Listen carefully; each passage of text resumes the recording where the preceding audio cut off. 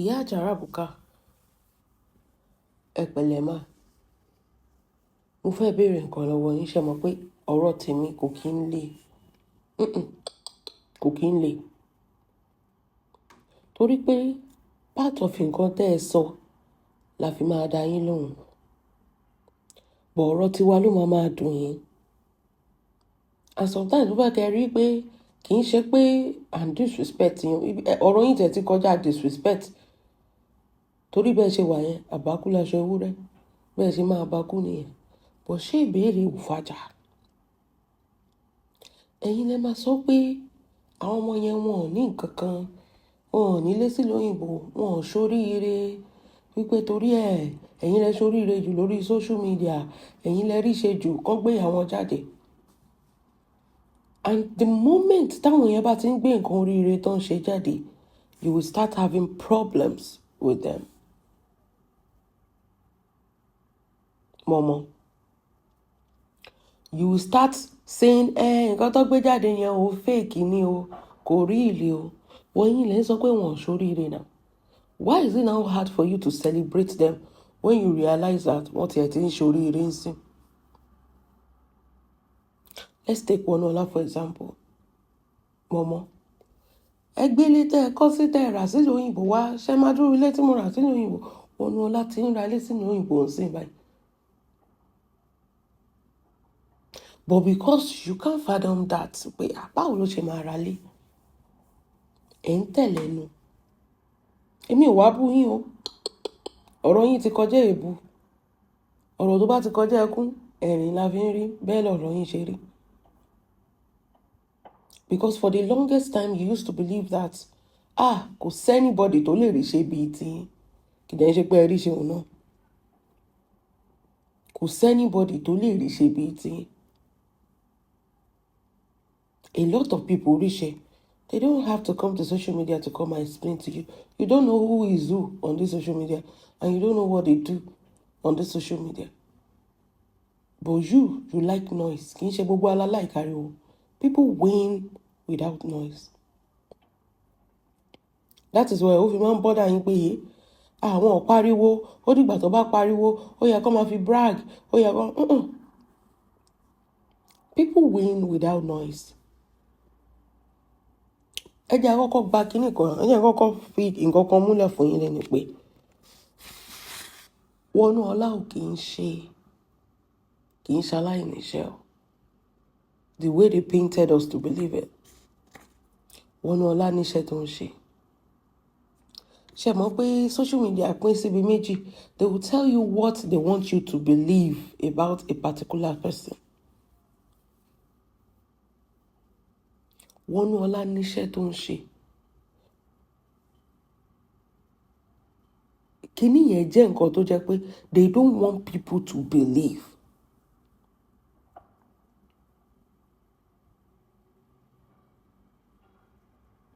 Because maybe for a longest time, she doesn't have. But for the longest time, no. So it's now hard for them to comprehend. Ṣebí we've established that ọmọbìnrin yìí ò níṣẹ́. Báwo ló ṣe ń ṣe gbogbo kíní?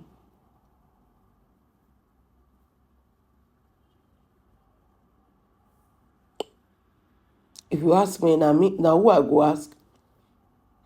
Momo dẹ̀ rí tó bá tẹ̀ wá rí pé òkè o ti wá ń ṣe nǹkan gidi nínú ilé ayé. Momo's job is to come and use mouth láti bà iṣẹ́ yẹn jẹ́. O ní ìdá ti ṣe Momo. Torí tẹ́ bá bẹ̀rẹ̀ up to today. Kí ni Wonuola ṣe fún Momo? Kò sí. But Momo always feel threatened.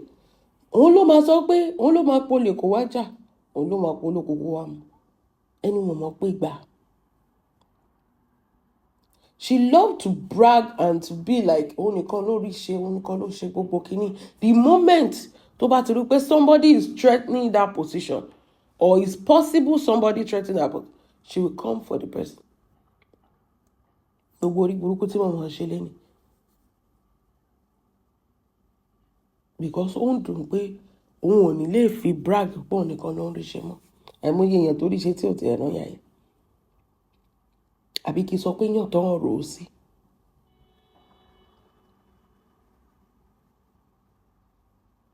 àbí kí n sọ pé èèyàn tó ń rò sí. Ṣé mọ̀ pé ìṣẹ́jú kan ló wà láàrin ikú àti ìyè, ìṣẹ́jú kan náà ló dẹ̀ wà láàrin poor and rich. You can be poor before within 1 hour everything dem ma change. Ọlọ́run adé yí gbá ẹ padà bí ilé ayé tiẹ̀ ṣe simple dé nìyẹn.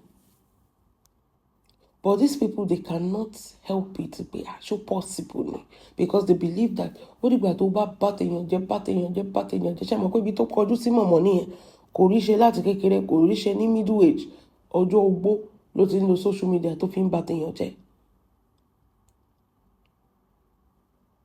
So it's hard for her to believe that somebody younger than her can be like that. Hence, Momo comparing her own daughter to Wonuola. Momo gbogbo ẹnu ló gbà mí. Wonuola ju Tina lọ by far. Ẹ jẹ́ àkọ́kọ́ wo educational wise. Ọmọ yẹn kàwé náà. Ọmọ yẹn mọ̀yàn. The only time tí Tina bá mọ̀yàn from balẹ̀ PS ìgbà tó bá ti fẹ́ ṣe kí ni tó bá ti fẹ́ pàpà sópè yẹn. The only time tó bá mọ̀yàn tó bá mọkùnrin tó bá ti fẹ́ rìn tó bá ti ra tíkẹ́ẹ̀tì fún láti lọ rìn. Ẹ lè compare Wonuola sí Tina. Okay, tẹ́ bá ti sọ pé okay o, àwọn ọmọ yín better, àwọn ọmọ yín ṣe kíní kan, ẹ jẹ́ wá bẹ̀rẹ̀ question kan lọ́wọ́ yín mọ́. Ṣebí ọmọ púpọ̀ náà ló wà lọ́wọ́ Tina. Kí ló dé tí ò sẹ́nibody tó gbé sílé? Ẹni mẹ́fà ni tiyín bí, méje ni Wonuola bí. Méje Wonuola, mẹ́ta jẹ́ ti ọkùnrin kan.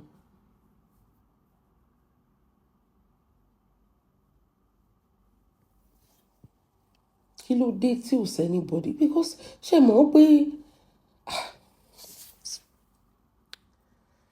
ara yín ló yẹ kẹ́ kọ́kọ́ wò. Because it's always funny to me. Ara yín ló yẹ kẹ́ kọ́kọ́ wò.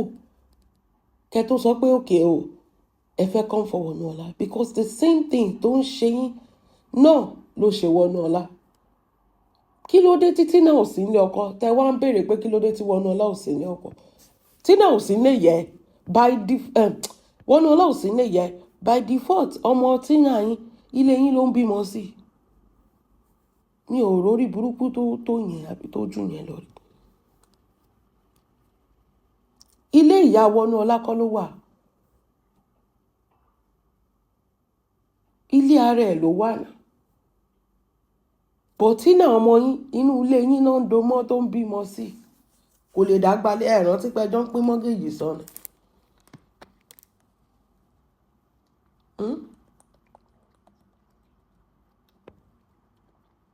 Ṣẹ́yìn ò rántí wípé ẹjọ́ ń pín mọ́gèjì sọnù. Àwọn ọ̀rọ̀ kan wà torí pé ọmọ kéékèèké méjì bá ń jà ẹ̀yin ṣàfẹ́fẹ́nu sí torí ẹ mọ̀ pé ẹ̀rẹ́ ènìmọ̀. Mọ̀mọ́ nǹkan tẹ̀ kàn ń ṣe ẹ̀kàn ń jáporó ni torí pé ẹ mọ̀ pé ẹ̀rẹ́ ènìmọ̀. Social media is not the same bó ṣe rí tẹ́lẹ̀ nígbà tẹ́yìn ní kọ́kọ́ dé. Ẹ wá ń jáporó to always belong, to always have one thing to say. Ọ̀rọ̀ yín ò sí, ọ̀rọ̀ Wonuola ò sí lẹ́nu yín. Kẹ́ kó sí lọ.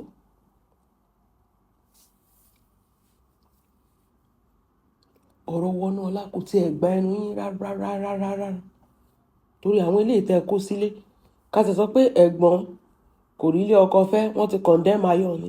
Àbúrò obìnrin kan. Ìyẹn náà nǹkan kí ló dé tó ń ṣẹ́yún kiri. Èwo nu wọn ló mú yes mọ̀mọ́. Ẹ jẹ́ mi ìfẹ́ sọ̀rọ̀ but tẹ́ bá ti sọ̀rọ̀ sometimes máa ń wò pé ṣé ìyá ìlọ́pọlọ mọ́ báyìí?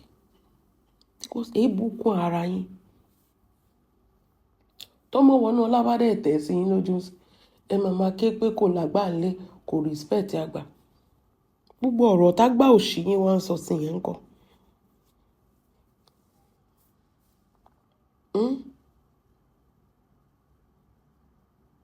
either you like it or not. Ibi tẹ́ ẹ fi Wonuola sílẹ̀ sí ibẹ̀ kọ́ lẹ ti bá nǹkan tó ń dá wàhálà lẹ̀ nìyẹn lórí social media.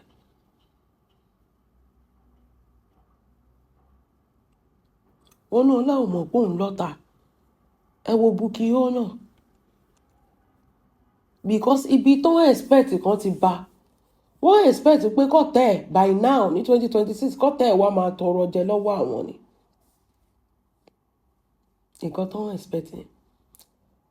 Mọ̀mọ́ tó ń parọ́ pé ẹ gbowó àjọ lọ́wọ́ 12 people mọ̀mọ́ ẹ lọ kó àwọn 12 people yẹn jáde. Gbogbo yín lẹ́sàn pé for everything tẹ́ bá sọ ẹ bèrè evidence ó yá 12 people tí Wonuola gbowó àjọ lọ́wọ́ wọn ẹ lọ kó wọn jáde. Àbí wọn ọ̀mọ̀dọ̀ ọlọ́pàá kan lọ report.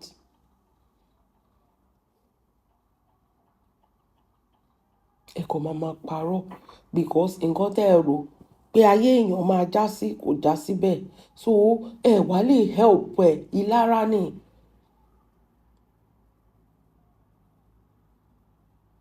You can't help it. But ilé ayé nìyẹn.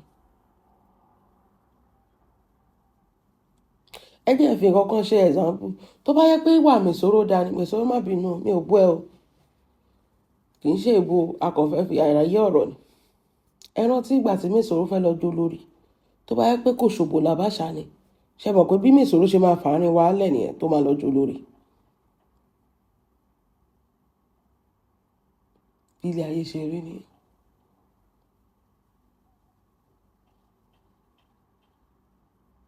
Àwọn kọ̀ọ̀kan wà tí mo fẹ́ kẹ́ ẹ understand ni pé ṣe rí Momo atókùmákù ni àmọ̀nà ọ̀run má lọ. Monetization ò jẹ mọ́ àpòrò ló wá ń jẹ ń sìn. Gbogbo nǹkan tó ń ṣe yìí torí owó ni. Ó dẹ̀ ti gbàgbé kinní kan pé wọ́n ti wò Momo kò sí bó ṣe lè ṣe kò sí nǹkan tó lè sọ kò lè dàbí ti tẹ́lẹ̀ mọ́ torí everybody ti rí ẹ for who you are. Ayé tẹ́lẹ̀ ló máa ń gbà yìí bọ̀ nísìn àkùkọ gàgàrà tí ò fẹ́ kí mi ò ga. That is how people see you. Because ìwà ibi ìwà ibú ó kún ọwọ́ ẹ̀ lóríṣiríṣi ìwà wèrè kéèyàn níwà wèrè lọ́wọ́ oríṣiríṣi ìwà wèrè ọwọ́ wèrè ló wà.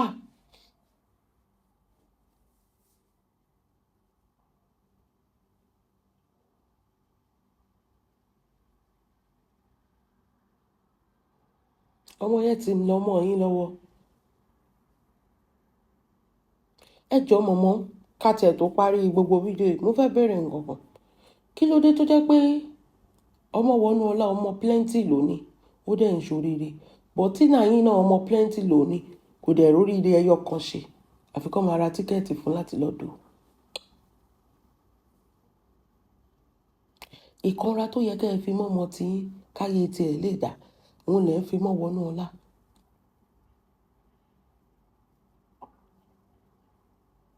Nǹkan tẹ̀ rò pé ayé ọmọ yín máa dà òun lẹ wá rí pé ọmọ mi ló ń dà báyìí for easily.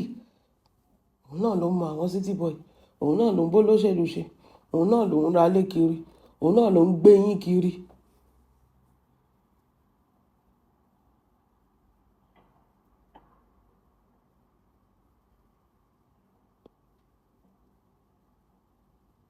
Òun náà ló ń gbé yín kiri.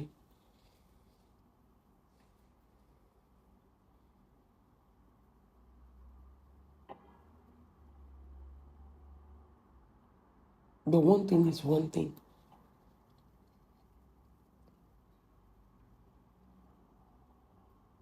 Ọkàn yín kò jẹ́ kọ́kàn yín balẹ̀. Ẹ̀ẹ́dẹ̀ rò ó sí. Ní àkínkí tí kékeré mú tó ṣe ọmọdé náà ẹ̀ rò ó sí ta ni.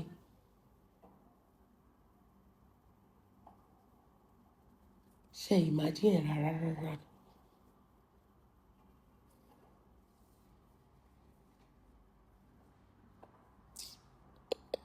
ẹ wo mọ̀mọ́ ẹ máa wà òkè ìlara ló ń pa yín kú ibi tẹ́ ẹ wà tẹ́tí ń lara á tún rà mí ìmọ̀ yín lára.